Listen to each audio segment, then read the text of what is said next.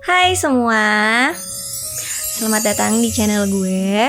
Karena bentar lagi kita mau libur lebaran, libur panjang, tapi tetap gak boleh kemana-mana, gak boleh mudik karena masih pandemi. Gue pengen merekomendasikan beberapa Korean drama buat kalian-kalian yang senang nonton Korean drama, atau mungkin kalian bisa rekomendasiin juga ke teman-teman kalian yang belum pernah nonton Korean drama tapi pengen coba nonton. Karena yang akan gue rekomendasiin ini ceritanya semuanya tuh bakalan gampang banget buat diikutin dan gak perlu pakai mikir dan santai banget. Oke, kita langsung aja ke list yang pertama.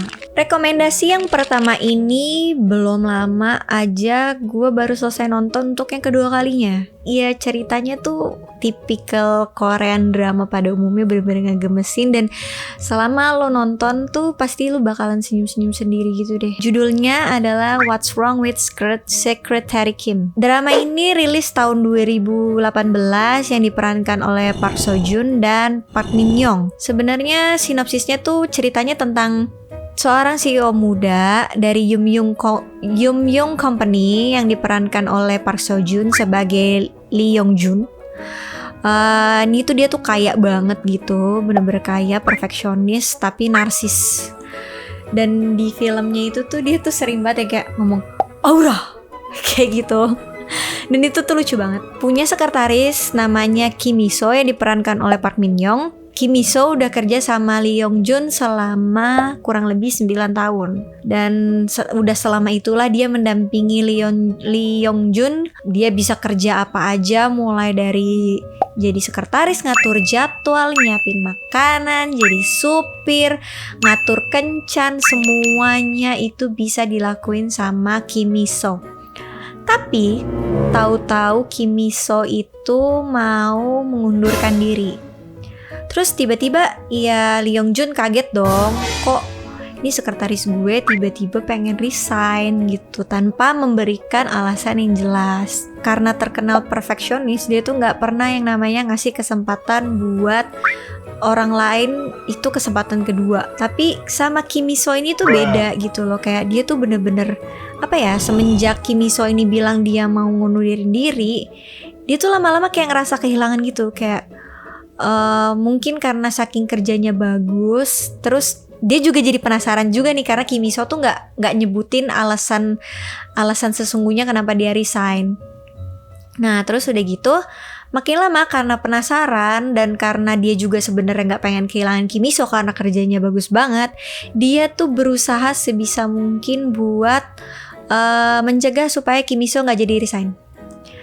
Mulai dari yang paling lucu, Lee Yong Jun ini tuh ngelamar Kim Miso di pinggir jalan. Nah, gara-gara si Lee Yong Jun ini berusaha buat cari cara gimana caranya Kim Miso ini biar gak resign, dia tuh jadi semakin deket sama Kim Miso, jadi semakin tahu pribadinya Kim Miso lah, personalnya dia kayak apa, dan itu tuh lama-lama bikin dia tuh jadi jatuh cinta. Tapi tuh sebenarnya selain karena dia takut merasa kehilangan, sebenarnya tuh ada alasan lain yang bikin Lee Yong Jun ini tuh takut kehilangan Kim Miso. Ada pengaruhnya sama masa lalu gitu deh, di masa kecil mereka gitu. Nah kalau kalian penasaran, mending kalian nonton aja.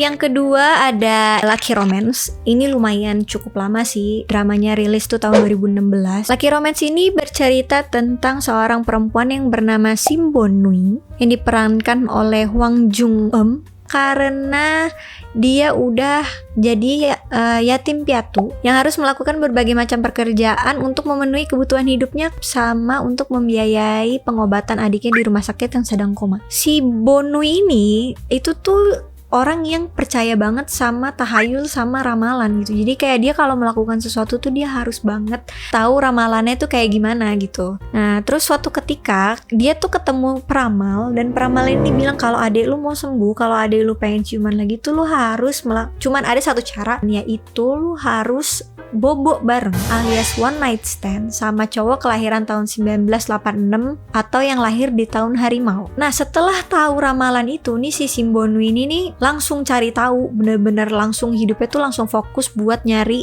siapa sih nih sebenarnya cowok di tahun macan yang dimaksud gitu loh. Nah terus udah gitu sebenarnya sebelumnya nih si Sim Bonwi sama ada satu cowok CEO dari game company gitu namanya Jae Suho.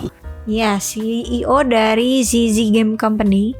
Nah, si Ji Suho ini mengadakan sayembara untuk membuat game lantaran sebenarnya gamenya dia itu tuh sebelumnya dicuri sama karyawannya sendiri. Nah akhirnya setelah dia dikecewakan sama karyawannya itu, game ciptaannya dibawa kabur, dia bikin sayembara dan si Sim Bonwi ini ikut sayembara itu. Nah hasil game ciptaannya si Sim Bonwi ini disukai lah sama si Jae Suho ini. Nah akhirnya ditawarin lah kerja di ZZ Company. Setelah sering kerja bareng kan, akhirnya timbul lah tuh benih-benih cinta ya kan. Tapi yang timbul yang jadi masalah adalah, ya kalian bayangin dong si Jae Suho ini tuh orangnya logis banget. Semua segala sesuatu tuh dipikirin mateng-mateng pakai logika. Sedangkan si Sim Bonwi ini lebih mikir pakai perasaan, pakai ramalan, percaya tahayul yang kayak jadi kayak bertolak belakang banget.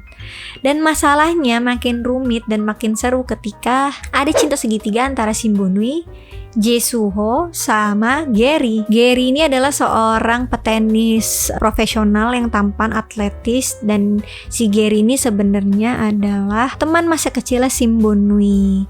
Nah, yang lebih epicnya lagi, si Jae Suho sama si Gary ini sama-sama kelahiran tahun 1986 atau tahun macan. Jadi Sim Bonwi bingung nih, sebenarnya siapa sih pria yang bisa menyelamatkan hidup adiknya gitu loh. Komedinya dapet, terus kebayang gak sih kayak si Jae Suho ini nih kan orang yang kaku, dingin gitu, yang kayak nerd banget, terus tiba-tiba jatuh cinta sama cewek. Ya lucu aja, kayak cinta monyet gitu lah, kayak polos-polosnya orang baru jatuh cinta gimana sih gitu. Ya lucunya gitu. Nah yang terakhir ini ada Itaewon Class. Belum lama rilisnya tahun 2020 dan pertama kali ngeliat posternya itu tuh sebenarnya seru. Apa ya, tone warnanya tuh bagus aja gitu, beda dari yang lain gitu. Ada pemeran kulit hitam nih, kayak siapa ya dia di drama ini gitu. Sebenarnya itu juga sih yang bikin penasaran juga. Dan lagi-lagi sebenarnya Itaewon Class ini diperankan oleh Park Seo Joon. Di sini dia berperan sebagai Park Se-royi yang memiliki prinsip untuk gak berkompromi sama ketidakadilan dan korupsi. Dan ceritanya itu awal mulanya dia masuk ke sekolah SMA-nya. Baru nih hari pertama sekolah dia udah nonjok anak cowok yang mana itu adalah anak dari CEO tempat bapaknya kerja. Udah jelas dong karena orang kaya ya gak sih. Nah bapaknya anak cowok ini, bapaknya si Jang Geun-won, pengen si Park Se-royi ini buat minta maaf sama anaknya karena udah mukul anaknya. Karena Park Se-royi punya prinsip tidak mau berkompromi sama ketidakadilan, ya dia nggak mau dong minta maaf sama si Jang Geun-won ini. Akhirnya gara-gara dia nggak mau minta maaf, ya si Jang Dae-hae ini menggunakan jabatan dan powernya dia buat ngeluarin si Park Se-royi dari sekolah dan sekaligus mecat bapaknya dari kerjaannya. Tapi sebenarnya karena bapaknya dipecat ini, sebenarnya bapaknya sih nggak sedih ya gitu, dan udah punya bekal pengalaman pernah kerja di perusahaannya si Jang Dae-hae ini, Jangga ini. Bapaknya ini berencana mau bikin kedai kecil-kecilan. Tapi sayangnya sebelum kedai ini mulai dibuka, bapaknya itu ngalamin kecelakaan yang disebabkan sama si Jang Geun-won ini. Si Jang Geun-won ini naik mobil, mabok, terus gak sengaja nabrak bapaknya. Si Jang Geun-won ini entah kenapa tuh gak mau nolongin bapaknya yang jatuh ke jurang dan akhirnya mati di tempat gitu loh. Terus ya karena nih orang kaya, terus bapaknya juga gak pengen si Jang Geun-won ini ditangkap polisi, bakalan mencoreng nama Jangga juga. Jadinya ya udah deh tuh disuruh lah tukang kebunnya buat mengakui kalau sebenarnya yang bawa mobil itu tuh dia, padahal which is itu nggak make sense.